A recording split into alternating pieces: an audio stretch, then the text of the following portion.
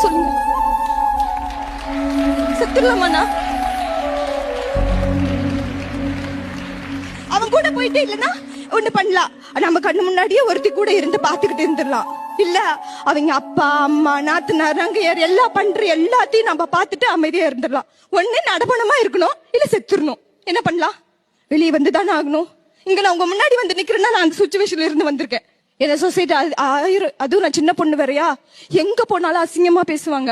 நான் medical ஸ்டூடெண்ட்னா, medical படிச்சுட்டு இருக்கேன். அப்ப நான் நர்சிங் முடிச்சிருந்தேன். ஒரு ஹாஸ்பிட்டல்ல போய் வேலை கேட்டேன். பாப்பா வச்சுட்டு கோவிட்ல டியூட்டி வந்துருச்சு. ஒரு ஹாஸ்பிட்டல்ல போய் வேலை கேட்டேன்.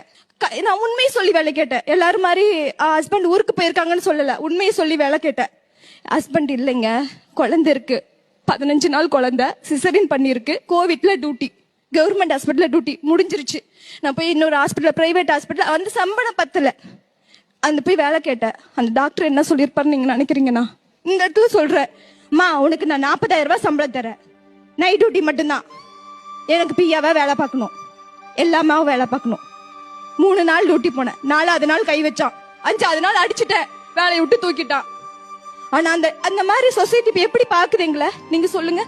டிவர்ஸி ஆயிடுச்சு, வெளியே வந்துட்டேன், குழந்தைய அப்பா அம்மா பாத்துக்கிறாங்க, கோவிட்ல வேலை இல்ல, நான் போய் வேலை கேட்க போயிருக்கேன். அவங்க அப்படி கேக்குறான், எங்களை யார்